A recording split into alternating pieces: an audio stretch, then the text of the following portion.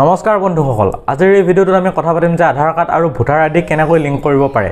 একদম ইজিকৈ বুজাই ক'ম, আপুনি ভিডিঅ'টো অলপ স্কিপ নকৰাকৈ শেষলৈকে চাই থাকিব। গতিকে বলক বেছি দেৰি নকৰি আমি ভিডিঅ'টো আৰম্ভ কৰোঁ। পোনপ্ৰথমে আপোনালোকৰ মোবাইলৰ প্লে ষ্ট'ৰৰ পৰা এটা এপ ডাউনলোড কৰিব লাগিব, যাৰ নাম হৈছে ভোটাৰ হেল্পলাইন। এই এপটো ডাউনলোড কৰি লোৱাৰ পিছত আপোনালোকে জাষ্ট অ'পেন কৰি ল'ব। মোৰ অলৰেডি ডাউনলোড হৈ আছে, চ' মই অ'পেনত ক্লিক কৰিম। ক্লিক কৰি লোৱাৰ পিছত আপোনালোকে ফাৰ্ষ্ট এপটোৰ ইণ্টাৰফেচটো এনেধৰণৰ দেখা পাব। ইয়াত লোডিং হৈ আছে, আপোনালোকে তলত দেখিবলৈ পাইছে। ইয়াৰ পিছত আপোনালোকে আই এগ্ৰি অপশ্যনত ক্লিক কৰিব লাগিব, এই সৰু বক্সটোত, আৰু নেক্সটত ক্লিক কৰিব লাগিব। ক্লিক কৰি লোৱাৰ পিছত আপোনালোকে যিটো লেংগুৱেজটো চিলেক্ট কৰিব লাগিব আৰু গেট ষ্টাৰ্টেডত গুচি যাব লাগিব। মই তলত দেখিছে গেট ষ্টাৰ্টেড। তাৰপিছত ইয়াত যিটো এক্সপ্ল'ৰ অপশ্যন দেখিছে, তাত গৈ পেলাই আপোনালোকে ইয়াত এটা অপশ্যন দেখিছে ইলেক্টৰেল অথেণ্টিকেশ্যন ফ্ৰম 6B, এনেধৰণে তাত গৈও আপোনালোকে আধাৰ কাৰ্ড আৰু ভোটাৰ আইডি লিংক কৰিব পাৰে। আনাদাৰ ইয়াত দেখিছে আপোনালোকৰ ভোটাৰ ৰেজিষ্ট্ৰেশ্যন, ইয়াত গৈও আপোনালোকে ছেইম অপশ্যনত ক্লিক কৰি আধাৰ কাৰ্ড আৰু ভোটাৰ আইডি লিংক কৰিব পাৰে। ইয়াৰ পিছত আপোনালোকে লেষ্ট ষ্টাৰ্টেডত ক্লিক কৰাৰ পিছত আপোনালোকৰ মোবাইল নম্বৰ এটা ভৰাবৰ কাৰণে দিব। আপোনালোকৰ নিজৰ মোবাইল নম্বৰটো ভৰাব। ইয়াত ভৰোৱাৰ পিছত ইয়াত দেখিছে চেণ্ড OTPত ক্লিক কৰিব। ক্লিক কৰি হোৱাৰ পিছত আপোনালোকৰ মোবাইলত এটা OTP চেণ্ড হ'ব, যিটো OTP আপোনালোকে ইয়াত ফিল কৰিব লাগিব। ফিল কৰি লোৱাৰ পিছত আপোনালোকে ভেৰিফাই কৰি ল'ব লাগিব। যেনেধৰণে মই দেখাই আছোঁ ঠিক তেনেধৰণে আপোনালোকেও কৰি যাব। চ' মই OTP ফিল আপ কৰি লৈ ভেৰিফাই কৰি দিলোঁ। ইয়াৰ পিছত দেখুৱাইছে do you already have voter ID number, য়েছত ক্লিক হৈ আছে। চ' মই নেক্সট কৰিম। নেক্সট কৰি লোৱাৰ পিছত আপোনালোকৰ যিটো ভোটাৰ আইডি নাম্বাৰ, সেই ভোটাৰ আইডি নাম্বাৰটো ইয়াত ফিল কৰিব লাগিব, ঠিক আছে। তো মই ইয়াত ভোটাৰ আইডি নম্বৰটো মই ফিল কৰি লৈছোঁ।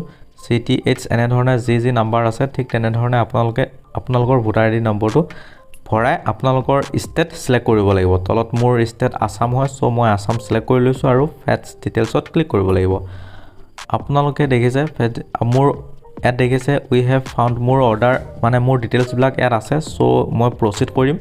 নেক্সট মোৰ প্ৰচিডত ক্লিক কৰাৰ পিছত মোৰ গোটেই ডিটেইলছবিলাক আহি গৈছে, আৰু তাৰপিছত ইয়াত আপোনালোকৰ যিটো আধাৰ ডিটেইলছ আছে, আধাৰ নাম্বাৰটো ভৰাব লাগিব। ইয়াত অলৰেডি আপোনালোকৰ নাম অট'মেটিকেলি ফিল আপ হৈ আছে। চ' জাষ্ট এতিয়া আপোনালোকৰ আধাৰ নাম্বাৰটো ফিল আপ কৰিলে হৈ যাব।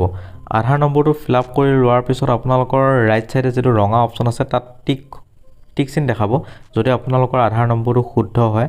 চ' মই এতিয়া ভৰাই আছোঁ, দেখিছে এইটো টিক চিন মাৰি দিলে, দেখিছে। তাৰপিছত ইয়াত যিটো অপশ্যন আহিছে বক্স, এই বক্সটোত কিন্তু চিলেক্ট নকৰিব দেই। যদি আপোনালোকৰ আধাৰ কাৰ্ড নাই তেনেহ'লে চিলেক্ট কৰিব লাগে। চ' ইয়াত আমি আধাৰ কাৰ্ড আৰু ভোটাৰ আইডি লিংক কৰি আছোঁ, চ' আধাৰ কাৰ্ড থাকিবই লাগিব মেণ্ডৰী, গতিকে এই অপশ্যনটোত আপোনালোকে চিলেক্ট নকৰিব। তাৰপিছত তলত দেখিছে মোবাইল নাম্বাৰ, ইয়াত দেখিছে ষ্টাৰ মাৰ্ক দেখুৱাইছে, মানে এইটো কম্পালচৰি আপোনালোকে দিবই লাগিব। আৰু আপোনালোকৰ ইমেইলটোত ষ্টাৰ মাৰ্কটো নাই, মানে এইটো অপশ্যনেল হয়, যদি আপুনি দিব বিচাৰে দিব পাৰে। চ' মই মোৰ মোবাইল নম্বৰটো দি দিছোঁ ইয়াত। দিয়াৰ পিছত ইয়াত ইমেইল নিদিওঁ, এইটো অপশ্যনেল হয়। চ' আৰু প্লেচ অফ এপ্লিকেশ্যন এইটো মই দি দিছোঁ। দিয়াৰ পিছত ইয়াত ডান অপশ্যনত ক্লিক কৰি দিছোঁ। ডান অপশ্যনত ক্লিক কৰি দিয়াৰ পিছত ইয়াত আপোনালোকে সম্পূৰ্ণ ডিটেইলছটো পঢ়ি চাব পাৰে।